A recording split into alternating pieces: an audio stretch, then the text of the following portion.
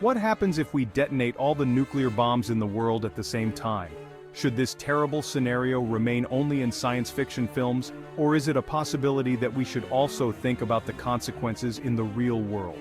Join me today as we explore this sobering question, delving into the science behind nuclear explosions and their potential impact on our planet and civilization as we know it.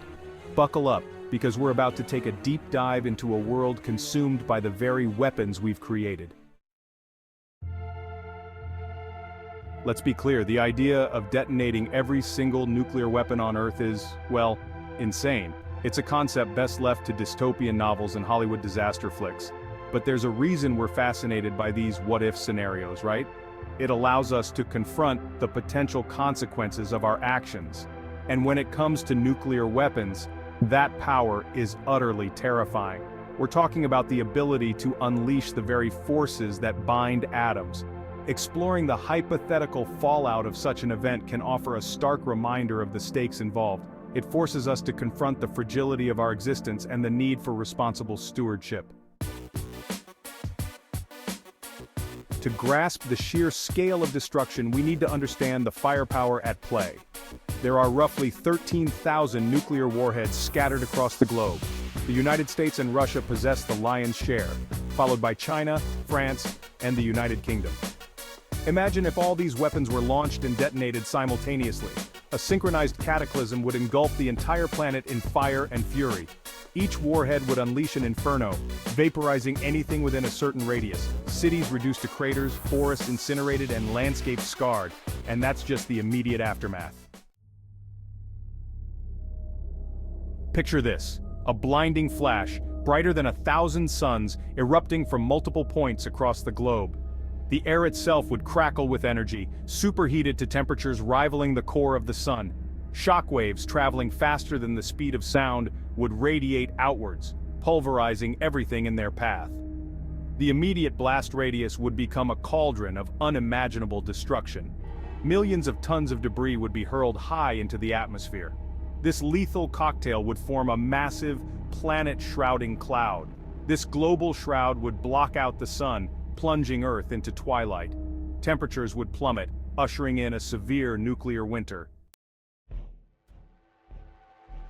Chapter 4: Global Climate Effects. As if the immediate devastation wasn't bad enough, the long-term consequences of a global nuclear war are even more dire. Remember that massive cloud of debris we talked about? That's just the beginning of our troubles. This atmospheric blanket, choked with soot, dust, and radioactive particles, would have a catastrophic effect on Earth's delicate climate system. Sunlight, the engine driving our planet's weather patterns, would be severely diminished, if not completely blocked out. Temperatures would plummet not just for a few days or weeks, but for decades, perhaps even centuries.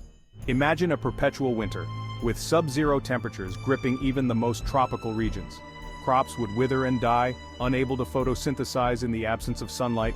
Food chains would collapse both on land and in the oceans, as ecosystems crumble under the strain of a rapidly changing environment. The very air we breathe would become toxic, laden with radioactive fallout and the stench of decay. Chapter 5: The Effects of Radiation. Now, let's talk about the elephant in the room: radiation.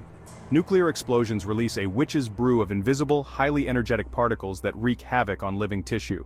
Anyone caught within the immediate blast radius would receive a lethal dose, their cells literally cooked from the inside out. But the real insidiousness of radiation lies in its persistence. Radioactive isotopes carried by the wind and rain would contaminate vast swaths of the planet. These invisible poisons would seep into the soil, water sources, and even the food chain, slowly poisoning anyone and anything unfortunate enough to ingest them. The long-term health consequences are just as horrifying.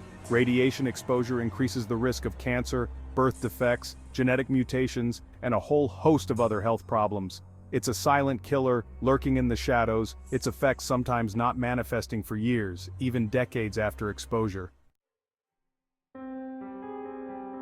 Chapter 6: The Destruction of Oceans and Seas. While the land would be transformed into a radioactive wasteland, the oceans, those vast reservoirs of life, wouldn't be spared either. Nuclear detonations at sea would vaporize billions of gallons of water, creating monstrous tsunamis that would dwarf anything we've ever seen. Coastal cities would be wiped off the map, swallowed by walls of water carrying the debris of civilization. But the real damage would occur beneath the waves.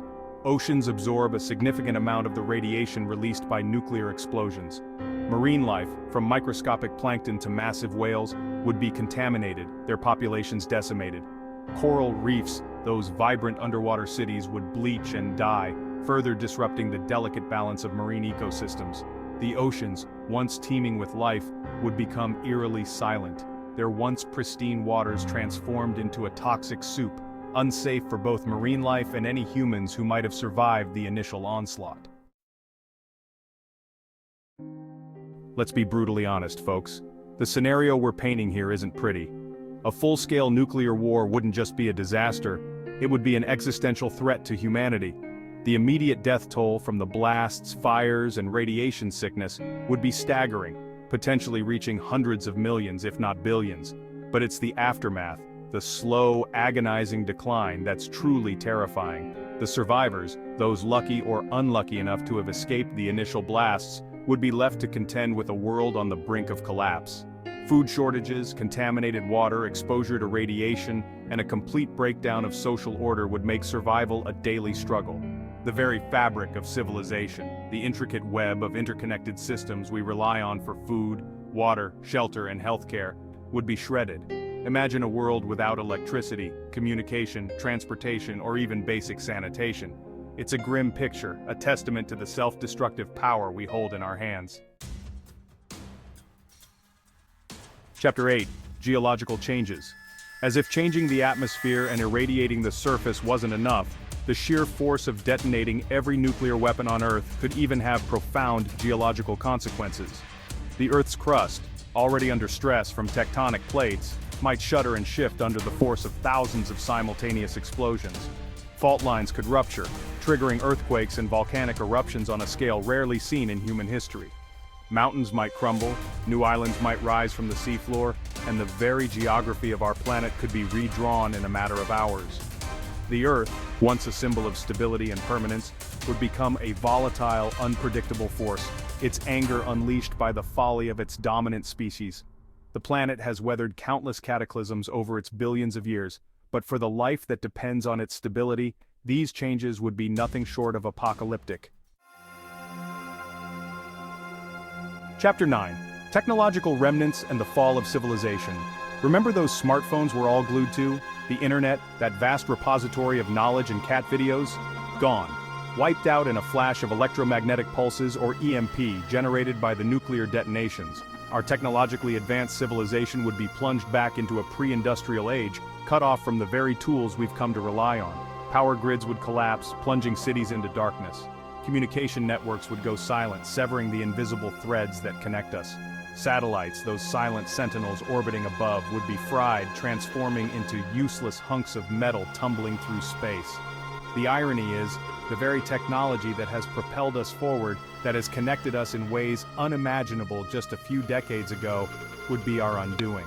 The fall wouldn't be gradual, it would be swift, brutal, and utterly unforgiving. Chapter 10. Conclusion. Could this extinction scenario actually happen? So there you have it. The unthinkable scenario laid bare a chilling tapestry of destruction, despair, and the potential extinction of our species. It's a sobering thought, a stark reminder of the fragility of our existence and the awesome, terrible power we wield. But here's the thing, we have a choice. We're not slaves to some predetermined fate, destined to destroy ourselves in a fit of nuclear self-immolation. The future, while uncertain, is not yet written. We can choose to learn from the mistakes of the past, to recognize the folly of nuclear proliferation and the madness of mutually assured destruction. The very fact that we can conceive of such a horrific scenario, that we can explore the science behind it, should serve as a wake-up call. We have the capacity for both great destruction and great creation. The path we choose to take, the legacy we leave behind, is entirely up to us.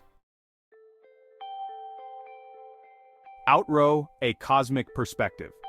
As we stare into the abyss of this hypothetical nuclear winter, let's remember one crucial fact. Earth is not the only planet out there.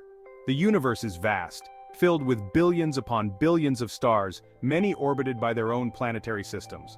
Life, in all its forms, may be a rare and precious thing in the cosmos. Destroying ourselves in a nuclear holocaust wouldn't just be a tragedy for humanity, it would be a loss for the universe. It would be a cosmic tragedy, a symphony silenced before its time. So let's choose to be better than this. Let's choose to be worthy of the incredible gift of life we've been given, to preserve our planet, our species, and our future. The universe is watching. What will we choose to show it?